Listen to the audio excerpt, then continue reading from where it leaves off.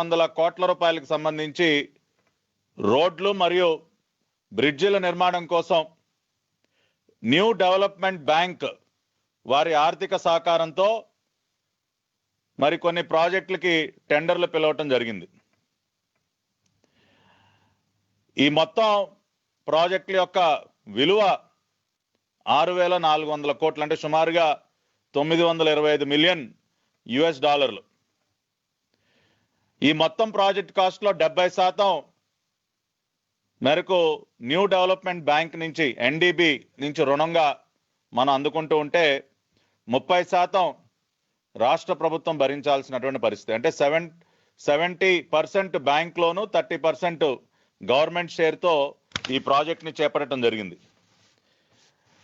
అంటే రాష్ట్రంలో ఉన్నటువంటి రోడ్ నెట్వర్క్ని మెరుగుపరచాలన్న ఒక ఆలోచనతో మరి గత 5 సంవత్సరాల కాలంలో చంద్రబాబు నాయుడు గారు చేపట్టినటువంటి అనేక అభివృద్ధి కార్యక్రమాల్లో భాగంగా మరి మనందరికీ తెలుసు, ఈ రోజున ఏ గ్రామానికి వెళ్ళినా కూడా అక్కడ కనిపించేటటువంటి సిమెంట్ రోడ్లు కానివ్వండి, తార్ రోడ్లు కానివ్వండి, ఎక్కడా కూడా మరి పల్లెటూరులో కూడా కనెక్టివిటీ మెరుగుపరిచే విధంగా ఆ రోజున మరి పంచాయతీరాజ్ శాఖ మంత్రిగా నారా లోకేష్ గారు, మరి మా పార్టీ జాతీయ అధ్యక్షులు ఆ రోజు ముఖ్యమంత్రిగా ఉన్నటువంటి చంద్రబాబు నాయుడు గారి దిశానిర్దేశంతో అత్యద్భుతంగా మరి ఆ రోజున ఈ కార్యక్రమాన్ని, రోడ్లు నిర్మించే కార్యక్రమాన్ని పెద్ద ఎత్తున చేపట్టడం జరిగింది.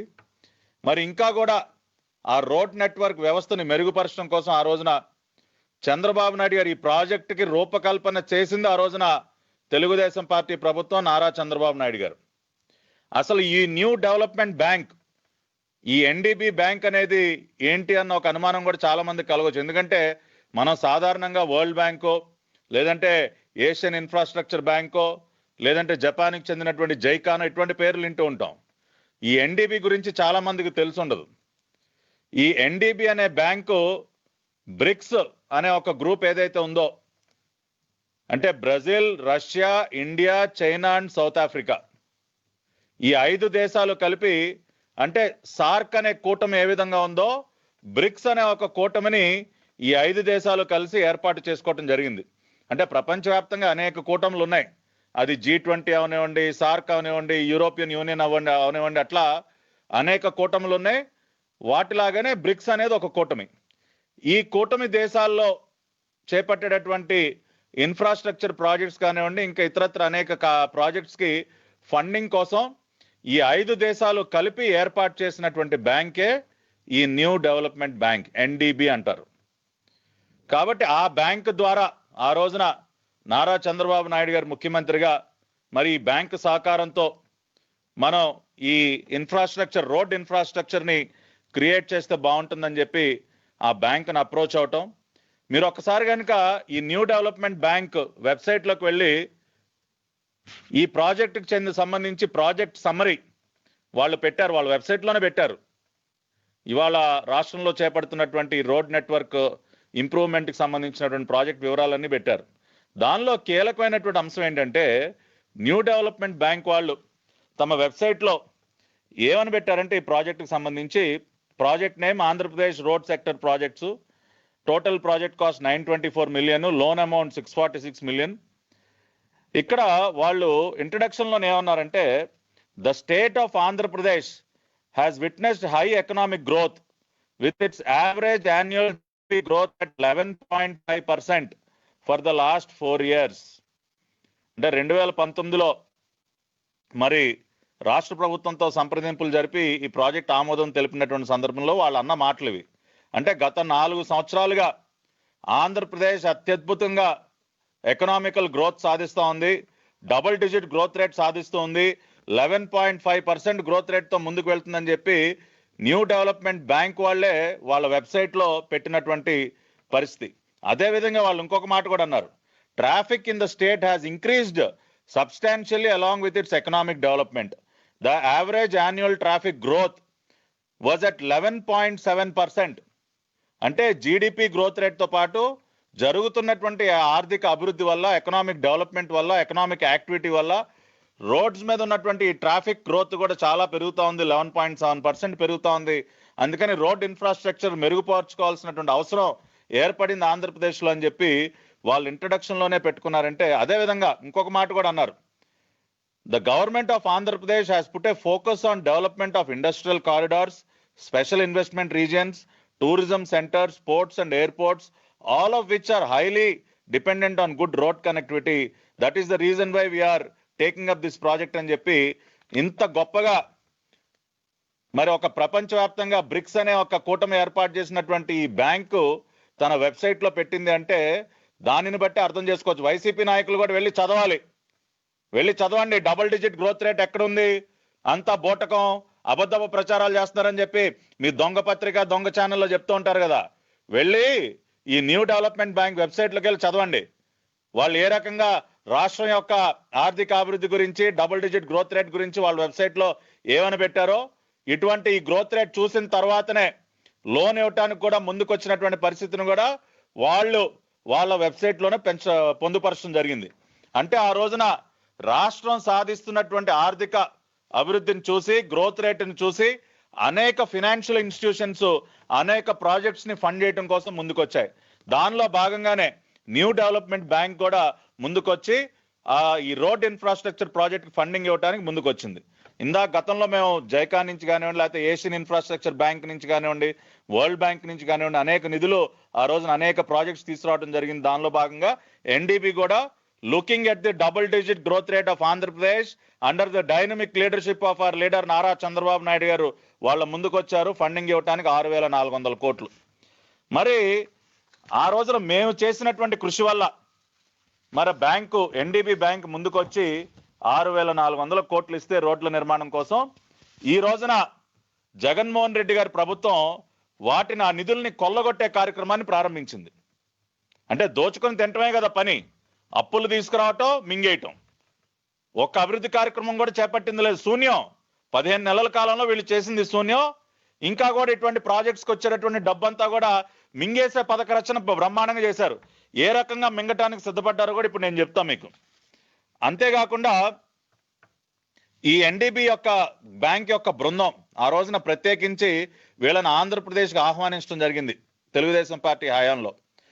11/3/2019 నుంచి 15/3/2019 వరకు, అంటే దాదాపు 5 రోజుల పాటు ఆంధ్ర రాష్ట్రంలో వీళ్ళు పర్యటించి ఆ రోజున మరి R&B డిపార్ట్మెంట్తో, ఫైనాన్స్ డిపార్ట్మెంట్తో, ప్రభుత్వంతో చర్చలు జరిపి తెలుగుదేశం పార్టీ హయాంలో మా ఆహ్వానం మేరకు వాళ్ళు రాష్ట్రానికి విచ్చేసి పర్యటించి మరి ఇక్కడ ఉన్నటువంటి పరిస్థితులన్నింటినీ కూడా గమనించి ఈ లోన్ శాంక్షన్ చేయడం జరిగింది. ఇది ఈ విధంగా ఉంటే ఇప్పుడు వీళ్ళు దోచుకునే కార్యక్రమాన్ని ఏ విధంగా చేపడుతున్నారో ఒకసారి మనం చూద్దాం. అనేక రకాలైనటువంటి అవకతవకలకు పాల్పడుతూ ఉన్నారు. అంటే కండిషన్స్ ని మార్చేసి ఈ ప్రొక్యూర్మెంట్ విధానంలో అమలు చేసేటటువంటి, గతంలో అమలు అయ్యేటటువంటి విధానాలన్నింటినీ కూడా మార్చేసి మరి ఈ రోజున వీళ్ళు దోపిడీ కార్యక్రమానికి శ్రీకారం చుట్టారు. దీని అంతటికీ కూడా ఈ దోపిడీ కార్యక్రమానికి నేతృత్వం వహిస్తున్నది ఇవాళ వైసీపీలో కీలకంగా వ్యవహరిస్తూ మంత్రివర్గంలోనే అత్యంత పవర్ఫుల్ మినిస్టర్గా పేరుగాంచినటువంటి రాయలసీమ ప్రాంతానికి చెందినటువంటి ఒక మంత్రి గారు. ఆయన పుత్రరత్నం. మరి ఆ పుత్రరత్నం గారు కూడా ఇవాళ ఒక ప్రజాప్రతినిధిగా ఉన్నారు, చట్టసభల్లో ఒక ప్రజాప్రతినిధి. తండ్రి గారు మంత్రి అయితే కుమారుడు ప్రజాప్రతినిధిగా చట్టసభల్లో కూడా ఉన్నారు. వీళ్ళిద్దరూ కలిసి ఈ రోజున ఈ దోపిడీ కార్యక్రమానికి శ్రీకారం చుట్టి దగ్గరుండి పర్యవేక్షిస్తా ఉన్నారు సార్. ఎందుకంటే వీళ్ళకి చాలా అనుభవం ఉంది. వీళ్ళకి కూడా ఒక పెద్ద కాంట్రాక్ట్ కంపెనీ, అనేక ప్రాజెక్టులు చేయటం వీళ్ళకి బాగా అనుభవం ఉందన్నమాట. ఎక్కడెక్కడ ఏ విధంగా ఎట్నుంచి ఏ విధంగా లాగొచ్చు, ఏ విధంగా దోపిడీ చేయొచ్చో వీళ్ళకి బాగా అనుభవం ఉంది. కాబట్టి ఆ కార్యక్రమం కూడా వాళ్ళ ఆధ్వర్యంలోనే జరుగుతోంది. సరే, ఇప్పుడు వీళ్ళు చేసినటువంటి అవకతవకలు ఏ విధంగా ఉన్నాయనేది గమనిస్తే, ముందుగా ఈ 6,400 కోట్ల రూపాయలకు సంబంధించినటువంటి ప్రాజెక్టులో ఫేజ్ 1లో వీళ్ళు 1,766 కోట్లకి టెండర్లు పిలిచారండి. 1,766 కోట్లు, దాదాపు 7 జిల్లాల్లో 1,766 కోట్లకి టెండర్స్ పిలవటం జరిగింది. ఈ టెండర్స్ కూడా ఈ ప్రొక్యూర్మెంట్ ప్లాట్ఫామ్లో జరగాలని చెప్పి ఎన్డీబీ వాళ్ళ, న్యూ డెవలప్మెంట్ బ్యాంక్ వాళ్ళ నిబంధనలు ఉంటాం. కాబట్టి ఈ ప్రొక్యూర్మెంట్ ప్లాట్ఫామ్లో ద్వారానే ఈ టెండర్స్ అన్ని కూడా ఆహ్వానించడం జరిగింది. కాకపోతే ఇక్కడ మేమందరం కూడా ఆశ్చర్యపోయినటువంటి విషయం ఏంటంటే ఈ ప్రొక్యూర్మెంట్ విధానంలో అంతా కూడా ఆన్లైన్లోనే జరుగుతుందండి. మొత్తం కూడా ఆన్లైనే. మనం ఆఫీసుల చుట్టూ తిరిగే అవసరం అనేది లేదు. మొత్తం ఆన్లైన్లో జరగాల్సినటువంటి వ్యవహారంలో ఇవాళ జగన్మోహన్ రెడ్డి గారి ప్రభుత్వం ఒక కొత్త కండిషన్ ఏం పెట్టిందంటే, వాళ్ళు ఏమని చెప్తున్నారంటే, ఇది కూడా ఇన్విటేషన్ ఫర్ బిడ్స్, ఇది ప్రభుత్వం వాళ్ళు రిలీజ్ చేసినటువంటి ఆ డాక్యుమెంట్లోనే పేజ్ నెంబర్ 3లో ఇన్విటేషన్ ఫర్ బిడ్స్ అనే ఒక దీనిలో పాయింట్ నెంబర్ ఈలో వాళ్ళు ఏమని పెట్టారండి, the original bid security and power of attorney for authorising the signature of the bid shall be submitted on or before 14/9/2020 up to 3 PM in sealed covers indicating clearly the name of the work and IFB number at any of the following offices, failing which the bids of the defaulting bidders will not be opened. Documents submitted in sealed covers will be accepted.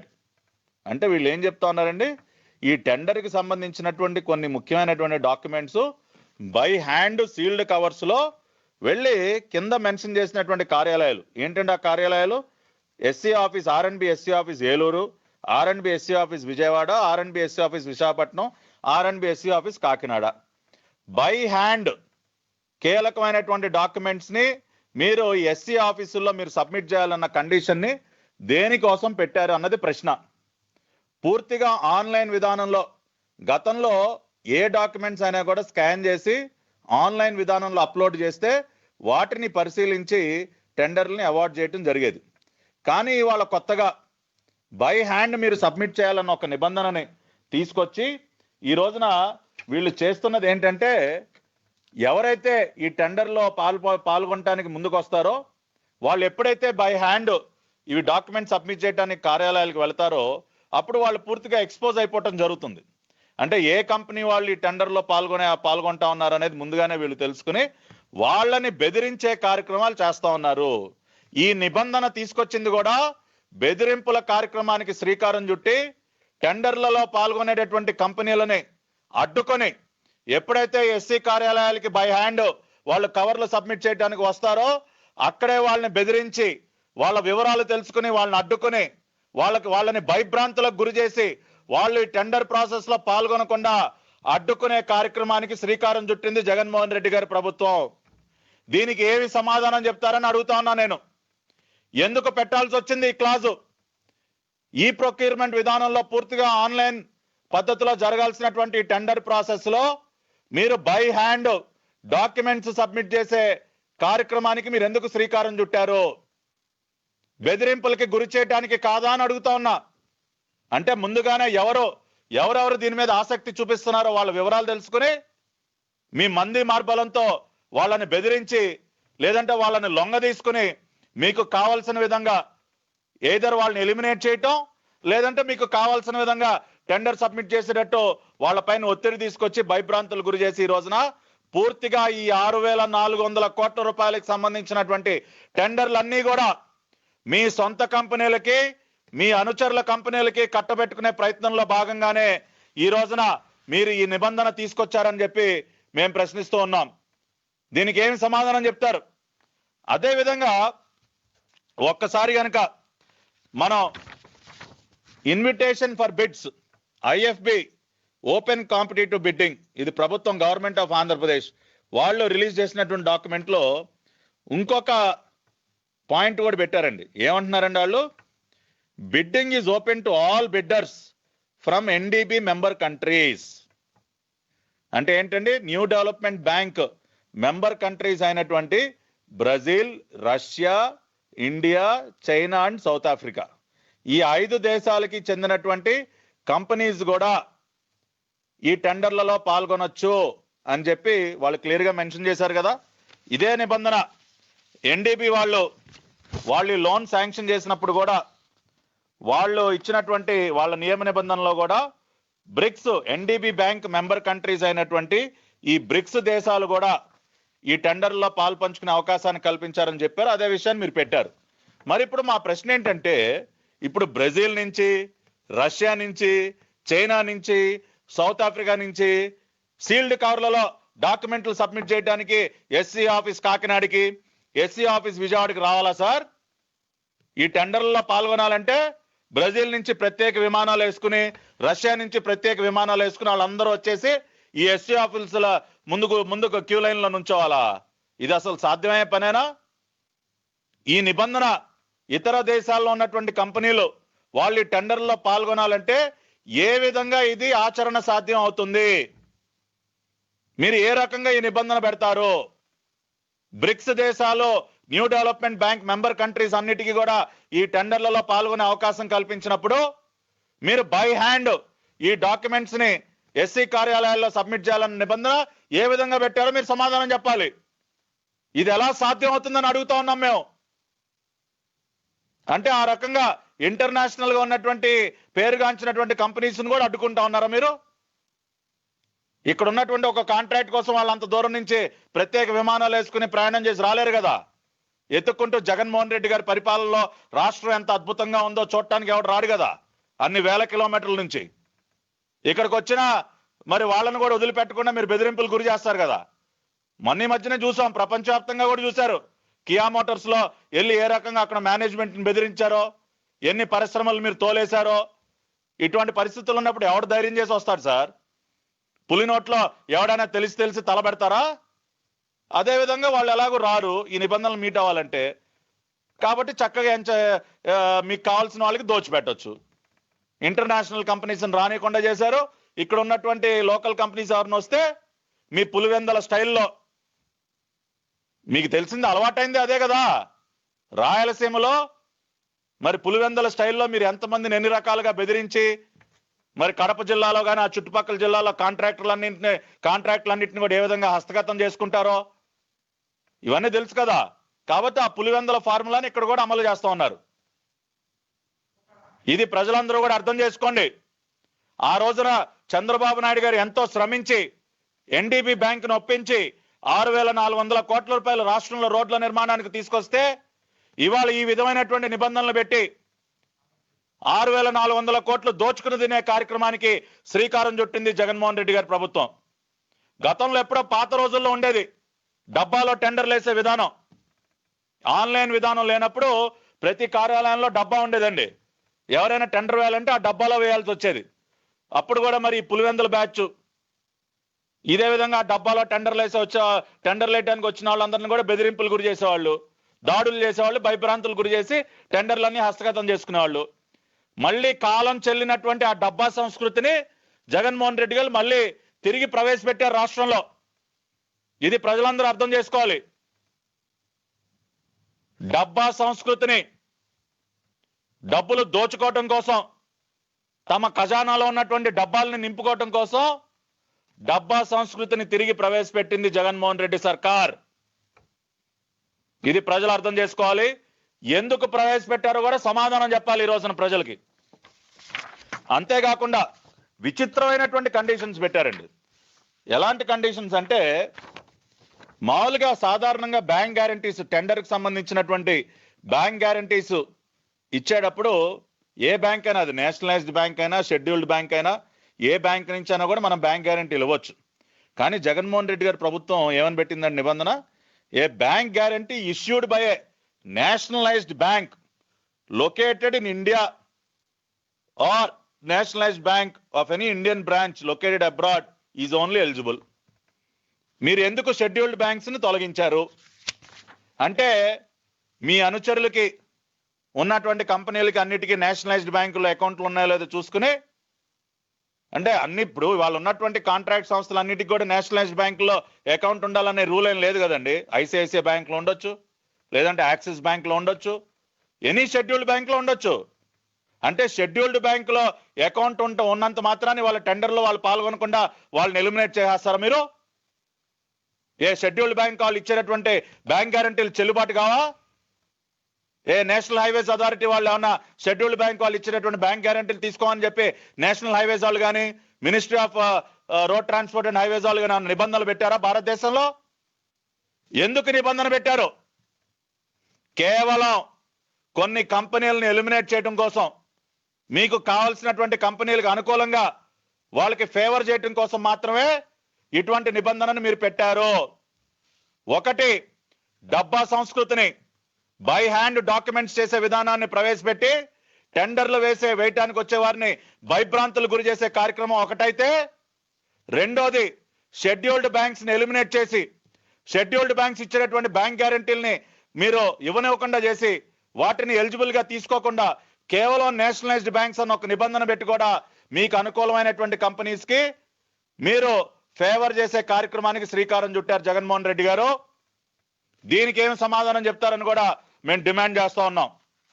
అంతేకాకుండా ప్యాకేజీలు అంటే ప్రతి ఒక్క work ని కూడా చిన్న కాంట్రాక్టర్లు, ఇప్పుడు ప్రతి జిల్లాలో కూడా రోడ్డు కాంట్రాక్ట్స్ చేసేటటువంటి కాంట్రాక్టర్లు అనేక మంది ఉంటారు, మనందరికీ తెలుసు.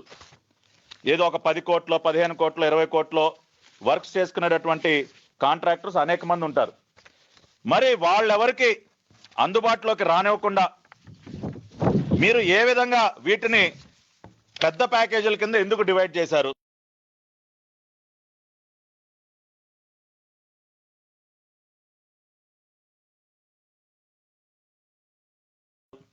మీరు చూసినట్లయితే కృష్ణా జిల్లాలో 139 కోట్లు, ప్రకాశం జిల్లాలో 137 కోట్లు, ఈ విధంగా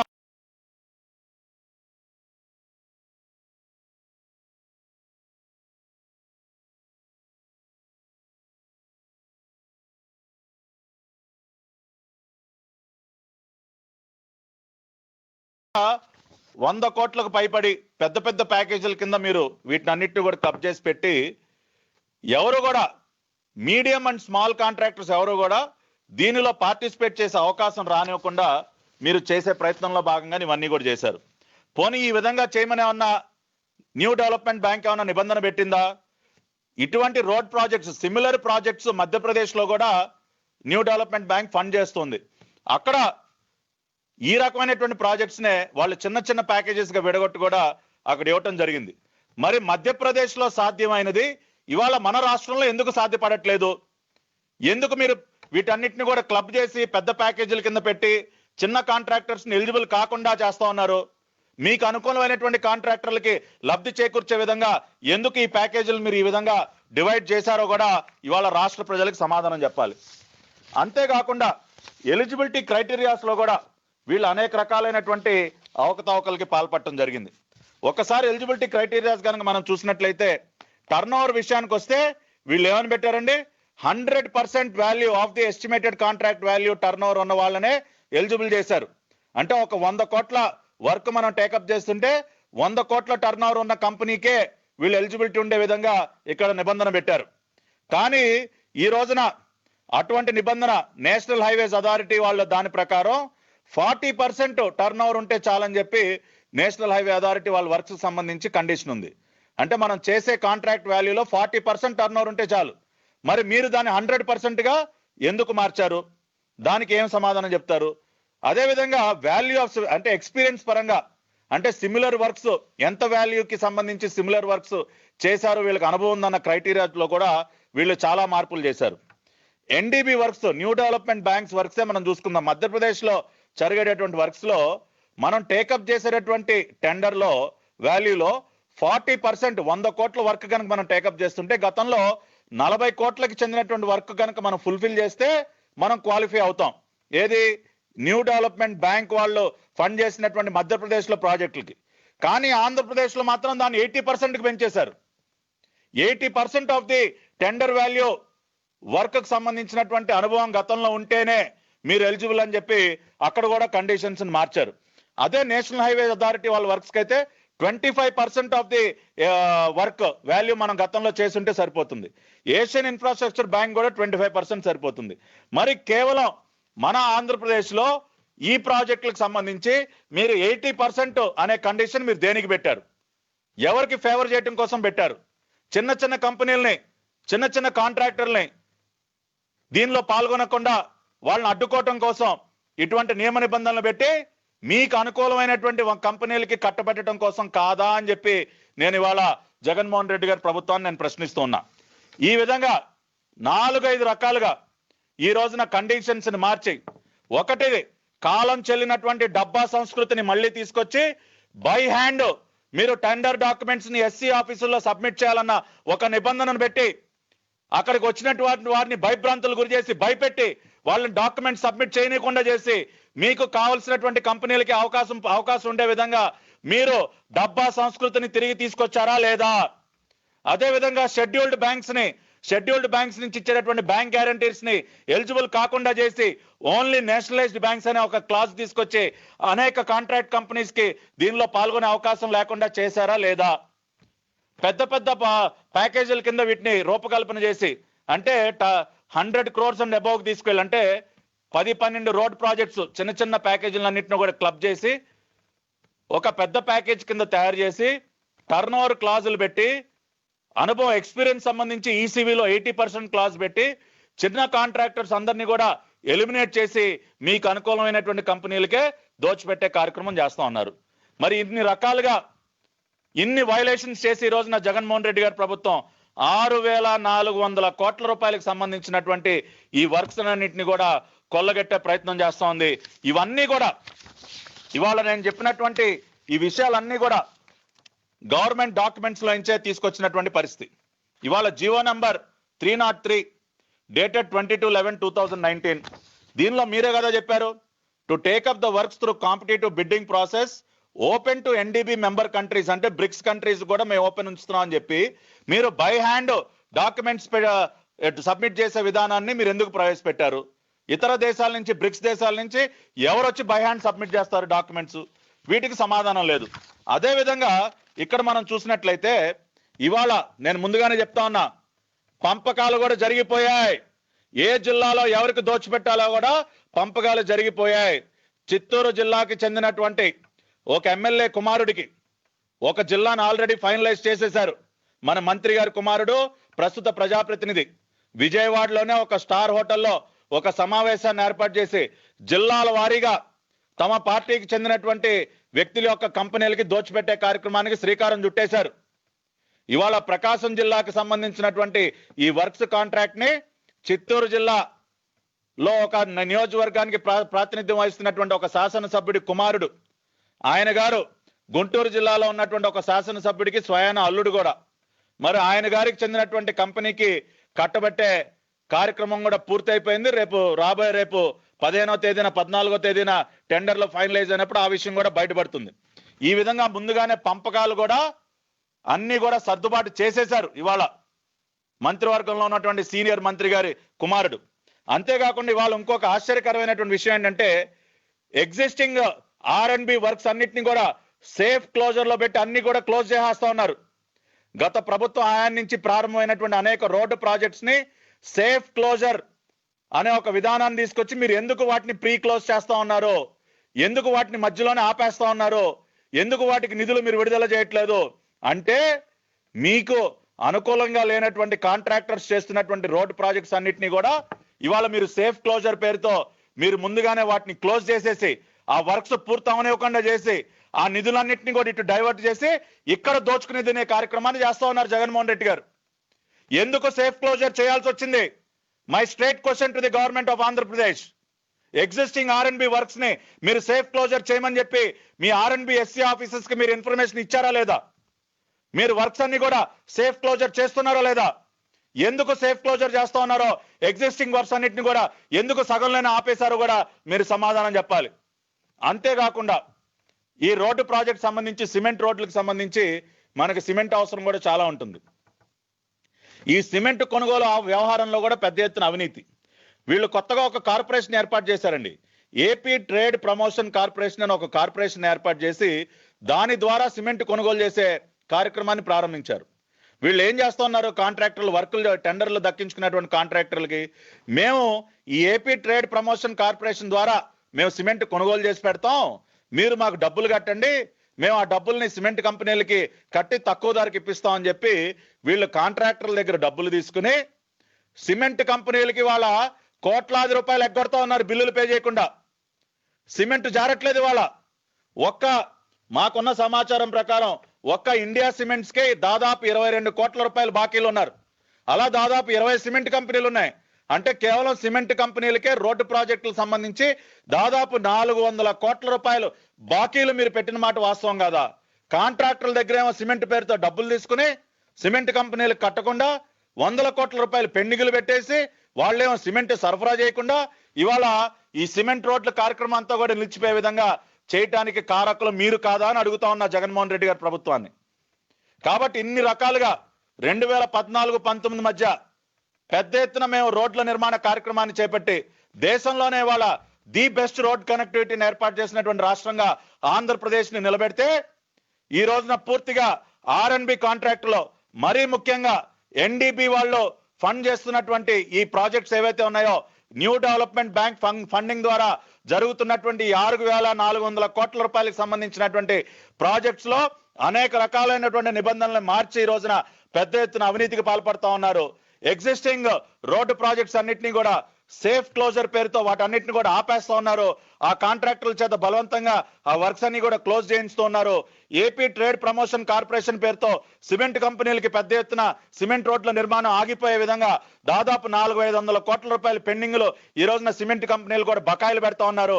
ఇన్ని రకాలుగా రోడ్డు ప్రాజెక్టులన్నీ కూడా నిలిచిపోయే విధంగా జగన్మోహన్ రెడ్డి గారి సర్కారు చేస్తూ ఈ రోజున పెద్ద ఎత్తున ఇవాళ రాష్ట్ర అభివృద్ధికి రాష్ట్ర అన్ని రంగాలు అభివృద్ధి చెందాలంటే మంచి కనెక్టివిటీ ఉంటేనే అభివృద్ధి సాధ్యం. మరి అటువంటి కనెక్టివిటీ లేకుండా చేసి ఇవాళ అన్ని రకాలుగా కూడా రాష్ట్రాన్ని నష్టపరుస్తూ ఉందని చెప్పి ఈ రోజున రాష్ట్ర ప్రజలందరికీ కూడా తెలియజేస్తా ఉన్నాం. ఈ రోజున మేము లేవనెత్తినటువంటి ఈ ప్రశ్నలకి మరీ ముఖ్యంగా మీరు బై హ్యాండ్ డాక్యుమెంట్ సబ్మిట్ చేసే విధానాన్ని డబ్బా సంస్కృతిని తిరిగి ఎందుకు ప్రవేశపెట్టారో, ఎందుకు కాంట్రాక్టర్లను బెదిరిస్తా ఉన్నారు, కాంట్రాక్టుల్లో పాల్గొనకుండా కాంట్రాక్టర్లను ఎందుకని భయభ్రాంతులు గురి చేస్తా ఉన్నారు, మీకు అనుకూలమైనటువంటి కంపెనీలకి ఎందుకు ఈ రకంగా దోచిపెడతా ఉన్నారో కూడా ప్రజలకి సమాధానం చెప్పాలని చెప్పి ఈ రోజున జగన్మోహన్ రెడ్డి గారి సర్కార్ని మరీ ముఖ్యంగా ఆర్ఎన్బి మినిస్టర్ గారిని డిమాండ్ చేస్తూ ఈ వాస్తవాలన్నింటినీ కూడా ప్రజలు అర్థం చేసుకోవాలని ప్రజలను కూడా ఒకసారి కోరుకుంటూ సెలవు తీసుకుంటా ఉన్నాను. నమస్కారం.